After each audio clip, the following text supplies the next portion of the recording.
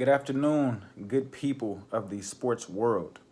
Today I'm going to bring back another NBA video. This is, just me doing a little deep dive and deep search into the standings and just kind of talking about my thoughts on teams that I didn't perceive to be as good as they are, basically. And I mean, these teams have probably been shocking the entire league just off their production from the starters and benches. But I mean, like, I'm pretty sure nobody saw either one of these teams in the playoff picture or even as high as they are in the playoff picture. But, while I'm building up all this suspense, let me go ahead and get to it. My first team is going to be the Miami Heat. And the only reason why I say I never perceived them, being as good as they are in the standings, they are now sitting at third seed in the East. And I did not see that at all. I didn't see them being that good because they didn't really make any additions. I saw them pick up Myers Leonard.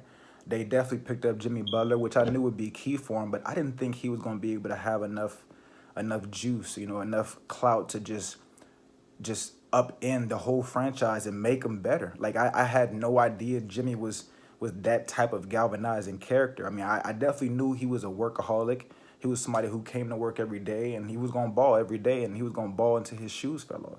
But I never thought that he would have a warm presence or a productive presence along to every member of the basketball staff. Like he has Kendrick Nunn playing out of his mind.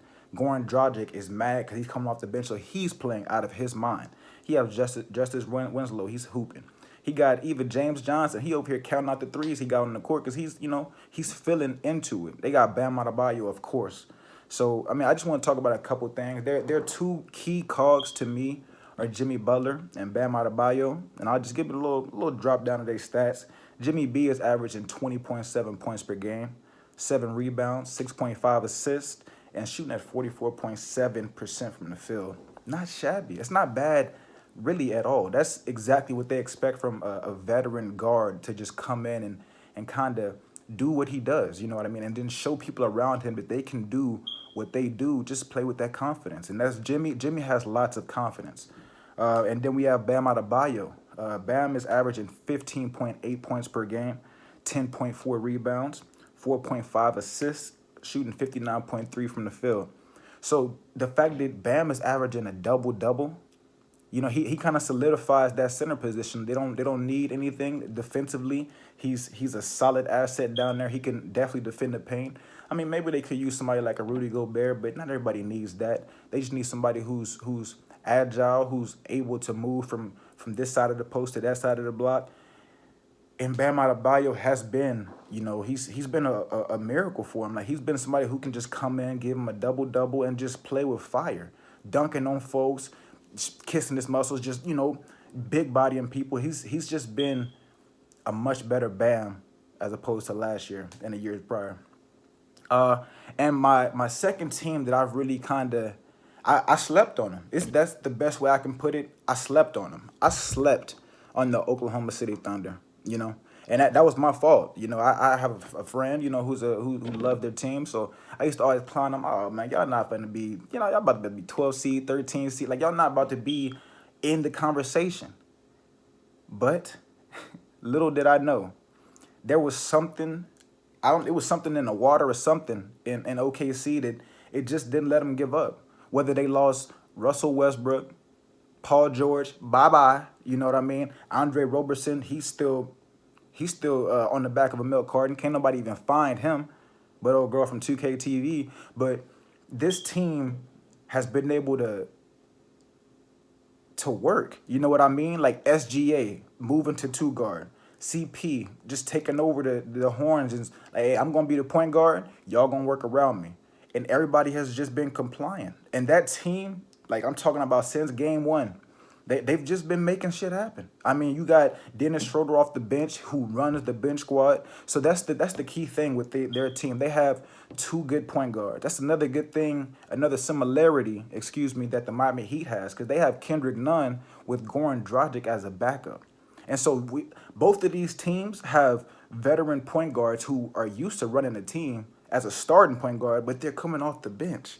You know what I mean? And that's, to me, like I never really thought of it before, but that's a great That's a great recipe for success. If you make sure that, okay, your starter's going to get in and out, but you also make sure that you're not going to lose much productivity, excuse me, because you have a point guard who's used to controlling a whole team, a whole roster, a whole lineup, and you have him on the bench squad. So it's like you never really lose a step. You never drop off anything because you have two capable point guards, and that's something key that OKC has, and Shea Gilgeous, that's one of their point guards turned shooting guard because of his length and his extreme scoring ability. But the kid is averaging 19.9, 20 points, 5.3 boards, 2.7 assists, shooting at 46% from the field. That is very solid for a second-year player. Like in his first year when he was, in Los Angeles with the Clippers, he looked like he was going to be a good player, of course, but I don't think I even could imagine, and nobody could imagine this. He's just coming out and he's balling. Like he's balling almost out of control right now.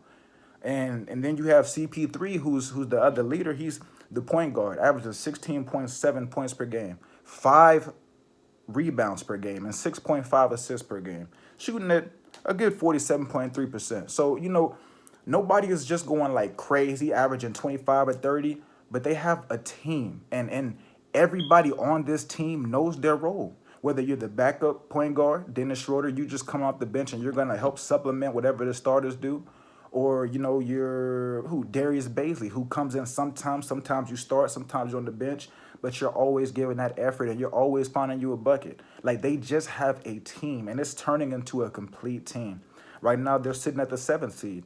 And I would love to see them climb even higher, because then it would make it an even better playoff game once we see them get to play the upper levels, like maybe even the Lakers, or get to play somebody like the Clippers. Like that would be an amazing series for us to watch. We get to watch maybe 5 to 7 games of good basketball, because we have one team who's not really supposed to be good, but they found a way. And it's all because of maybe it's a good point guard. Maybe Billy Donovan is able to finally show that he can coach. Who knows what it is, but these two teams have really, really shocked me thus far. I wasn't expecting either one to be of high standing, but the Miami Heat shut me up. They definitely shut me up. And the OKC Thunder, if they continue to win like this, Oklahoma City will be very happy come playoff time. So I had to drop off a couple dimes, like Kevin Love in a State Farm commercial. But I just wanted to come and talk to you people and just show y'all where my head is at when it comes to these teams. Because a couple of these teams are going to really surprise us come the end of the year. And, right now the Milwaukee Bucks and the Los Angeles Lakers are kind of leading everything. By the end of the year, it could not be that. I mean, we don't know. We don't know what the future holds. And that's why, only prophets can predict. So I want to thank you all for watching and visiting. I hope you guys come back again. Again, I'm Brajan Fresh, Fresco Speaks, and I'm out.